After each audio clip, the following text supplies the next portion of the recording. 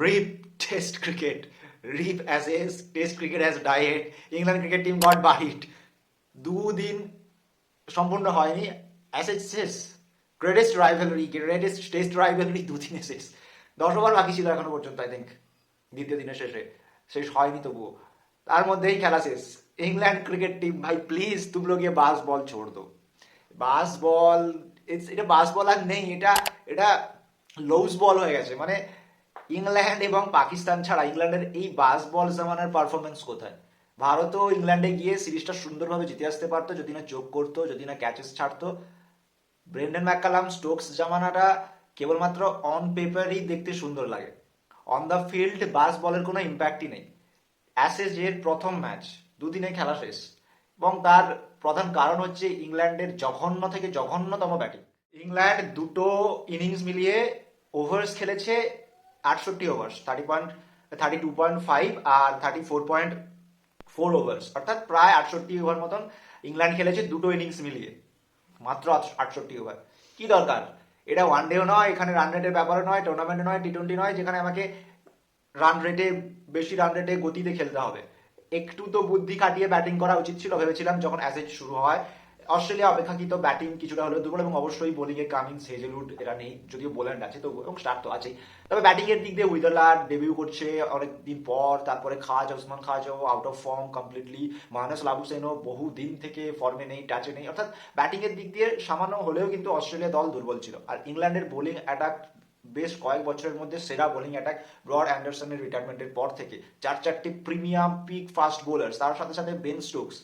কিন্তু তারপরেও সেই কেসে ইংল্যান্ড শেষবার অস্ট্রেলিয়াতে জিতেছিল সম্ভবত 2011 সালে।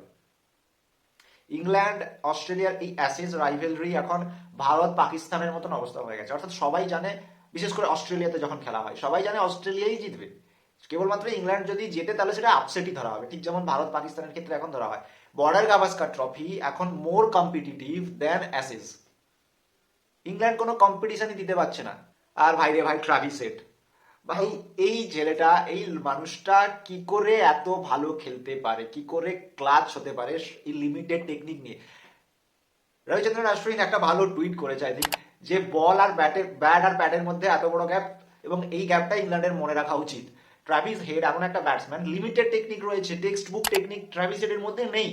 তার সত্ত্বেও বড় ম্যাচে, বিগ ম্যাচে আজকে ওপেন করতে এসেছে, পাবো এরকম একটা স্পাইসি পিচে ওপেন করতে এসে এমন একটা সুন্দর বিধ্বংসী ইনিংস দেখালো, এবং England got taste of their own medicine. Bazball কেমন ভাবে খেলতে হয়, বাস বল মানে কম ওভার খেলে বেশি রান করা নয়, বাস বল মানে গতিতে রান করা এবং উইনিং ম্যাচকে জিতিয়ে নিয়ে আনা।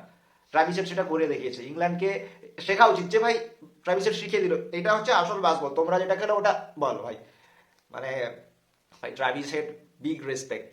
এত সামান্য টেকনিক নেই ট্রাভিস হেডের মধ্যে, কোনো ফুটওয়ার্ক দেখবে আরে কি গালি ক্রিকেটের মতন ফুটওয়ার্ক, টেকনিক দেখবে আরে এ তো কোনো হাই স্কুল প্লেয়ারের টেকনিক। কিন্তু এইখানে ট্রাভিস হেডকে বাকি প্লেয়ারদের থেকে আলাদা করে। লিমিটেড টেকনিক নিয়ে ট্রাভিস হেড এত ভালো খেলে, এবং ভালো মানে কি, যখন খেলে একা হাতে ম্যাচ বের করে নিয়ে আসে। Travis Head is new clutch god ভাই। আর Starc man of the match, Starc 10টা উইকেট, 10 ফর, আবারও একবার বুঝে দিল অস্ট্রেলিয়াতে ভাই স্টার্কের হাতে বল থাকলে যে কোনো পিচেই স্টার্ক ভয়ঙ্কর, কিন্তু বিশেষ করে অস্ট্রেলিয়াতে স্টার্ক মানেই একটা আতঙ্ক। আর অস্ট্রেলিয়া প্রথম টেস্ট ম্যাচ জিতে প্রমাণ করে দিল যে এই অ্যাসেজ সিরিজও সেই অতীতে যেমন অ্যাসেজ সিরিজগুলো হয়ে এসেছে অস্ট্রেলিয়াতে, যে অস্ট্রেলিয়া সিরিজ জিতবে সেটা বুঝিয়ে দিল।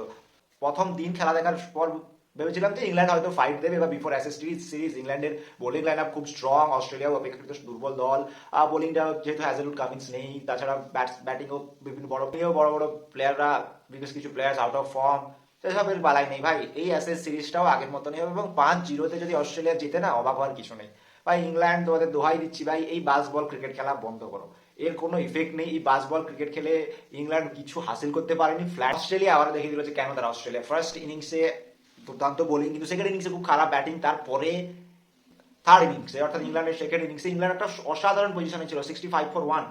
এবং একটা স্ট্যাটস আছে যে পার্থে একটার সময়, যখন 1টা বাজে তখন ইংল্যান্ড 65 ফর 1, এবং যখন 5টা বাজে অর্থাৎ 4 ঘন্টা পরে অস্ট্রেলিয়া জিতে গেছে। অর্থাৎ কি লেভেলের কামব্যাক করেছে অস্ট্রেলিয়া, 4 ঘন্টার মধ্যে একটা টেস্ট ম্যাচ জিতে গেল বলা যেতে পারে অস্ট্রেলিয়া।